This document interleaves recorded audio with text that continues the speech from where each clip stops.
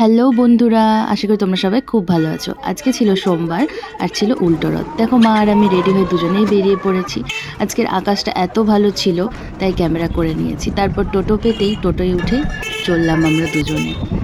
যেতেই থাকি আর রাস্তায় যেতে যেতে একটা দেখো ছোট্ট রথ দেখে ফেললাম। তারপর আবারও যেতে থাকি, রাস্তায় এত ভিড় রথের জন্য আর এত জ্যাম ছিল। তারপর যেতে যেতে আবারও একটা বড় রথের দেখা পেয়ে গেলাম। ভাবছিলাম যে রথটা দেখা হবে কি হবে না, রথের দড়ি টানতে পারবো কি পারবো না। তো দেখো ওই যে বলে না কপালে থাকে, তো প্রভু জগন্নাথ দেব দেখা দিয়েই দিলেন। তারপর আমাদের টোটোর পাশে দড়িটা চলে আসায় আমরা খুব সহজেই টেনে নিলাম। তারপর পৌঁছে গেলাম ডাক্তারখানায়। তো আমাদের অ্যাপয়েন্টমেন্ট নেওয়া ছিল। দেখে বুঝতেই পারছো যে আমরা কোথায় এসেছি। অ্যাকচুয়ালি আমাদের দাঁতের ডক্টরের অ্যাপয়েন্টমেন্ট নেওয়া ছিল। আমার মায়ের দুজনেরই খুব সমস্যা হচ্ছিল। তো আমরা দেখিয়ে নিলাম।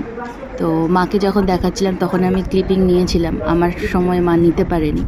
তারপর ডক্টর প্রেসক্রিপশান দিয়ে দিল, আমরা টোটোয় চেপে আবার রথতলায় ফিরে এলাম। তো সেরকম কিছু প্রবলেম হয়নি, আমার দাঁতটা জাস্ট ভাঙা ছিল, ঠিক করে দিল। আর তারপর মায়ের একটু সমস্যা ছিল, তো মাকে ওষুধ দিয়েছিল। তারপর আমরা আমাদের এখানে রথতলায় এসে জগন্নাথ দেবকে দর্শন করে ভালো করে প্রণাম করে আবার বাড়ির পথে বেরিয়ে পড়লাম।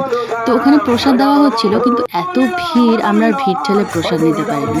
তারপর যাই হোক একটু কীর্তন শুনে মাকে নিয়ে আবার বেরিয়ে পড়লাম হাঁটতে হাঁটতে। তো যেতে যেতে আমাদের এখানকার এক অতি প্রাচীন খুব জাগ্রত এক দুর্গা মন্দির দেখতে পেয়ে সেখানে একটু প্রণাম করে নিয়ে আবার মা আর আমি হাঁটতে হাঁটতে ফিরলাম বাড়ির পথে। তো খুব ছোট্ট একটা ব্লগ শেয়ার করলাম তোমাদের সাথে। যদি ভালো লাগে পাশে থেকো, লাইক করো, কমেন্ট করো।